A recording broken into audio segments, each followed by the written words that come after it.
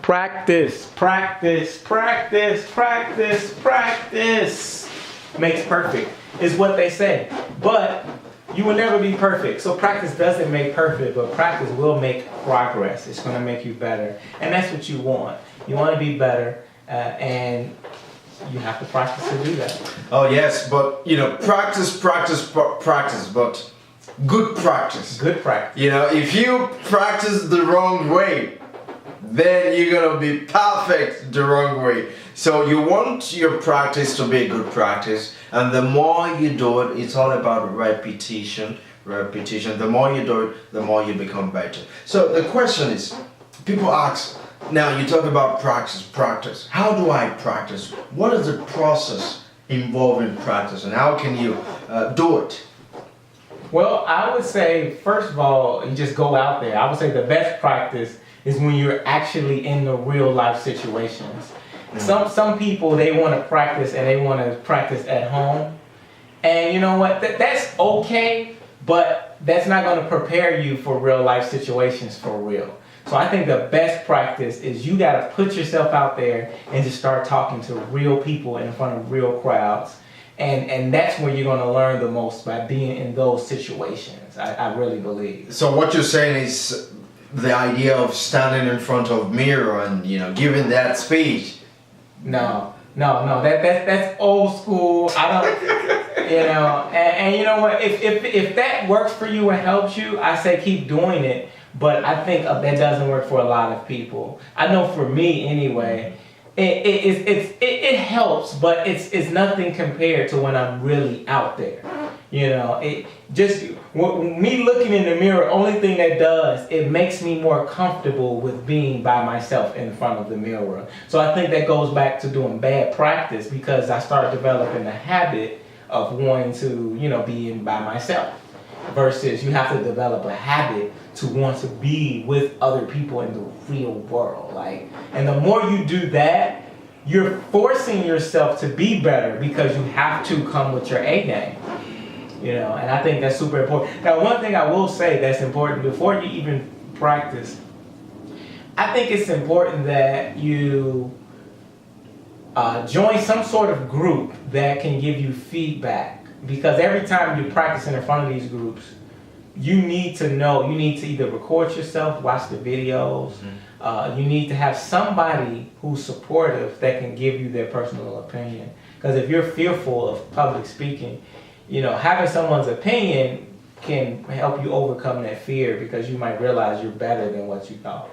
That is absolutely correct, and that is very important. It's not just about practicing. You can stay in the mirror, on the mirror, and in front of the mirror, and you practice all day. It's good. That's the first step. But what happens is, the mirror is not your audience. So whatever idea that you have, you still have to share that idea with real people, so that you can get feedback. The mirror is not going to tell you anything. Of course, the mirror might, make you to see yourself, maybe the way you stand, maybe the way you pronounce your words, the way you look. The mirror might help with that. But the mirror is not going to give you any evaluation in terms of words, in terms of how you connect with your audience, in terms of how you were able to move your audience, in terms of how did you get the smile, that the audience laughed or they were. So the only way you can get all those feedback is to practice with an audience, is to find a group.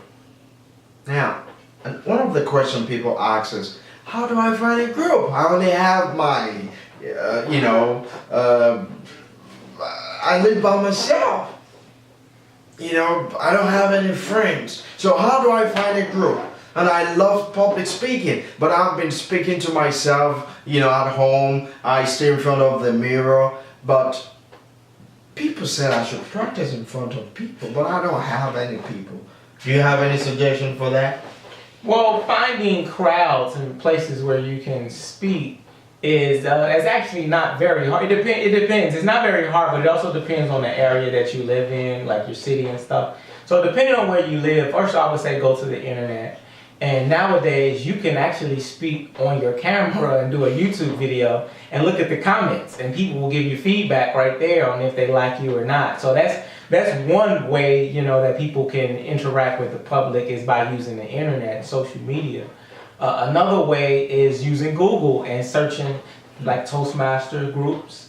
You can search for, what's the name of that, Rotary clubs? Rotary clubs. You can look at Rotary clubs, or maybe if there's a church, you can look for church organizations, or you'll be amazed at how many non-for-profit, people are always looking for speakers and all the time. Now the question is, you have to know, first of all, what your value is. If you have a certain topic, let's say experience at something, let's say for example, you had a lemonade stand for the past 3 years and you sold $10,000 worth of lemonade, now you're qualified to talk about lemonade. So now what you can do is start finding organizations that will be interested in learning about lemonade and use them as your practice groups. Or, you know, talk about in entrepreneurship, you know, and use that. Now the question is, how do you get the feedback from those type of groups? And I would say you create like a survey, or you let people know and say, hey, look, I am looking for feedback. So let someone know at the beginning of your speech to say, hey, take a couple notes on how you think I'm doing. I think one of the mistakes that people make sometimes is I think they go to their family and friends. And I personally I'm not a big fan of that, because your family and friends, they know you for what they know you for, and sometimes their opinion is biased. And so they can't give you real world feedback because they see you in a certain way. So they may not want to hurt your feelings. So you need a person that, I think the best groups are strangers, you know, because even with Toastmasters, for example, if you're at the same club all the time, you know, the feedback won't be as good. So always look for different groups that you can speak in front of. That's really true. I never even thought about that. You know, as a member of Toastmaster, one of the things I do is not just I don't just leave it myself with my own club. I go to other clubs too, because now, you know, like you said, people get used to how you speak, and they give you the same evaluation, they give you the same feedback, just like your family. They know you, they don't want to hurt your feelings, so they tell you what you want to hear. So one of the things I do is, or I tell some of my clients, that if it's fine to start with your family, but what you want to do is to tell them that they should give you a very thorough feedback. Tell them the why you want them to give you a very thorough feedback, unbiased feedback. You know, let them know beforehand that you're not going to be mad for telling you what they felt, how horrible you sounded. You sounded. So you have to let them know so that they can be open with whatever suggestion they may have for you.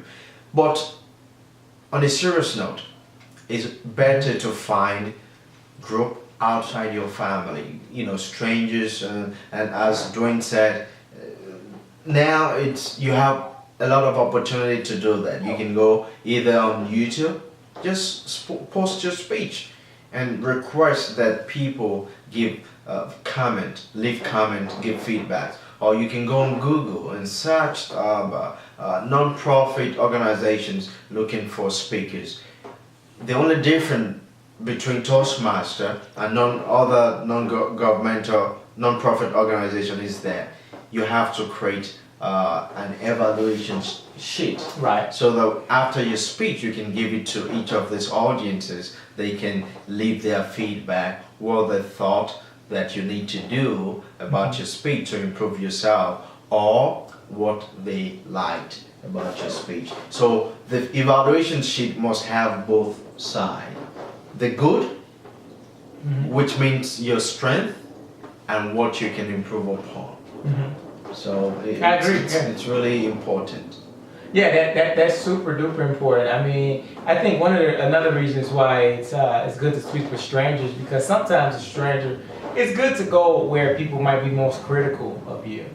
So sometimes when once you begin to get comfortable with overcoming stage fright, now you want to get to the point where you go into the belly of the beast and go where people may not even want to hear you, you know, or where people have a certain opinion already, and you are trying to maybe persuade them to look at it different. Because when you get that type of feedback, it's going to really do something to your confidence when you can really overcome, you know, people. You really help, you know, overcome somebody that was not a supporter. You know what I mean? And here's the thing. When it comes to that, some haters, you can't change every hater. So let haters, they're going to hate. Jokers are going to joke, you know. So let them do what they do, and the supporters are going to support. So know that. But I will say, here's one good area on how you maybe can use your family. I just thought about it. Is, let's say, for instance, you have a project you're working on, a speech. If you can get, let's say, an 8-year-old and you're a kid in your family, and then get them with an elder in your family, someone who's 88, and get an 8-year-old, and have them both in the same room or both on Skype, however you're doing it.